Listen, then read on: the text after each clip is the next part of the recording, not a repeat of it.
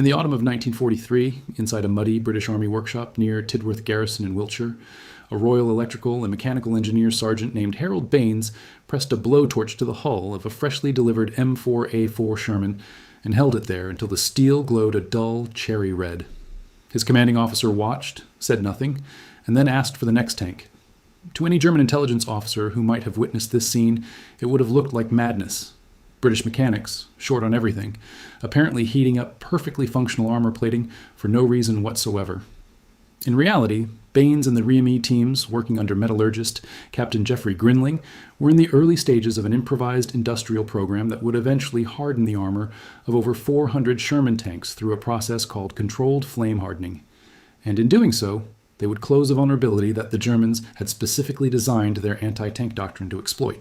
The conventional wisdom among armor theorists in 1943 was brutally simple.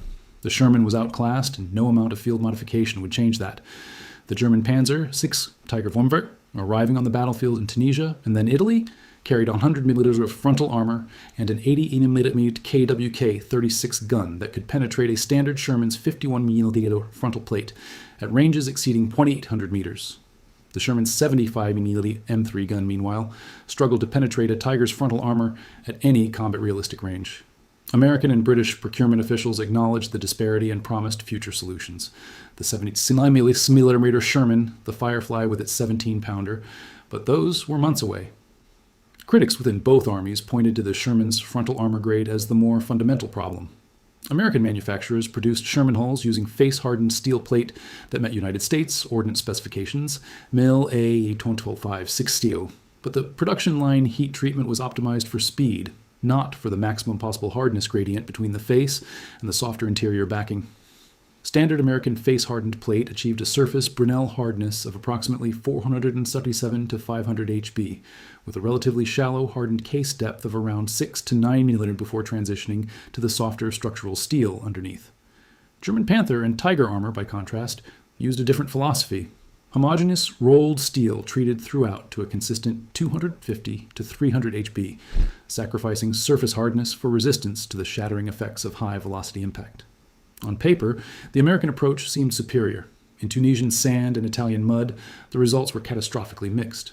The secret was in what happened when a German tungsten-cored Panzergranate 39 round struck American face-hardened plate at an oblique angle. The shallow hardened case, brilliant in laboratory testing, would crack under the differential stress of an impact that didn't arrive perfectly perpendicular. Once the case fractured, the penetrator found softer steel beneath it, and the resistance collapsed dramatically. REME engineers analyzing knocked-out Shermans in the winter of 1943 to 1944 found this failure pattern in vehicle after vehicle, a surface crack network radiating from the point of impact, the case spalling inward, and then clean penetration through steel that should, by specification, have stopped the round. What actually mattered was not peak surface hardness, but the depth and consistency of the hardened layer. And this was precisely what British workshop improvisation set out to fix. Captain Grinling's approach drew from civilian metallurgical practice that had been used in British industrial toolmaking since the 1920s. Controlled flame hardening, heating a steel surface rapidly with an oxyacetylene torch and then quenching immediately with water spray, allowed a skilled technician to drive the hardening process deeper into the plate than factory heat treatment had achieved. The physics were straightforward. Face hardening works by rapid surface quenching after case carburization, but the factory process, optimized for throughput on American production lines running 24 hours a day, used automated quench systems calibrated to treat the surface quickly and move on. Grinling's REME teams, working by hand, could dwell the torch across specific sections of armor, the glacis plate, the hull sides, the mantlets around, for precise durations measured in seconds, driving heat deeper into the metal before quenching. Metallurgical testing, conducted by the British Army's Materials Laboratory at Woolwich Arsenal in early 1944, confirmed that the field treatment was extending effective case depth from the factory standard of 6 to 9 mm to approximately 14 to 18 mm on successfully treated plates, while maintaining surface hardness in the 480 to 510 HB range. This wasn't a dramatic transformation of the raw material. It was a recalibration of the existing material's properties, using the same steel, the same basic chemistry, but applying heat in a way that the factory had neither the time nor the incentive to attempt. The battlefield proof arrived with the 4th County of London Yeomanry during the fighting around Villers-Bocage on June 13, 1944. The engagement is remembered primarily as a disaster. SS Hauptsturmführer Michael Wittmann's Tiger Warner destroyed approximately 11 Cromwells and 13 other vehicles in a single pass, but within the records of that action and subsequent engagements in the Bocage lies data that British armor analysts found deeply instructive. REME post-action assessments from Normandy, compiled through July 1944, compared penetration results on treated versus untreated Shermans that had been struck by 75 mm and 88 mm rounds at similar impact angles. The difference was not total immunity. No field modification could make a Sherman immune to an 88 mm at 500 meters, but on glancing impacts between 30 and 55 degrees obliquity, flame-hardened plates showed a measurably higher rate of partial penetration and round deflection rather than clean-through penetration. An after-action summary from the 11th Armored Division, dated August 1944, noted that of 14 Shermans in the division that had received REME flame treatment, 3 had survived hits in conditions where identical strikes on untreated vehicles had been fatal to the crew. 3 tanks sounds small. To the crews inside them, it was everything. The Germans, for their part, noticed something was wrong with their penetration calculations before they understood why.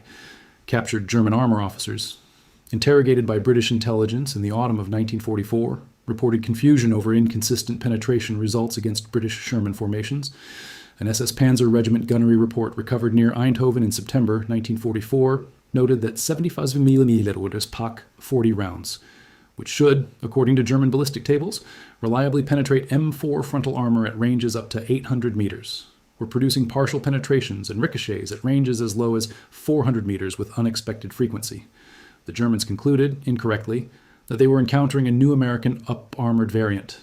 They were encountering REME teams with blowtorches and a captain from Woolwich who had read the right metallurgy papers. This wasn't accidental improvisation in the field by desperate mechanics. It was a systematic response to a documented failure mode, planned and executed by engineers who understood exactly why the factory specification was inadequate for combat conditions. Commanders weren't clinging to the Sherman out of institutional inertia. They knew the tank's limitations with clinical precision. What they also knew was that the months required to replace the Sherman fleet with better armored vehicles were months that the campaign in Northwest Europe could not afford to wait. The flame hardening program, which ultimately processed 432 tanks through REME workshops in Britain and forward depots in Normandy by the end of 1944, according to Royal Armoured Corps maintenance records, represented a different kind of engineering calculus. The question was never whether the Sherman was the best tank available, but whether it could be made survivable enough for the men who had to drive it into battle today. Battlefields aren't test ranges. The Tiger's superior armor and gun were real advantages that killed real men. But armor protection in combat is a probability game played across thousands of individual impacts at varying ranges, angles, and velocities.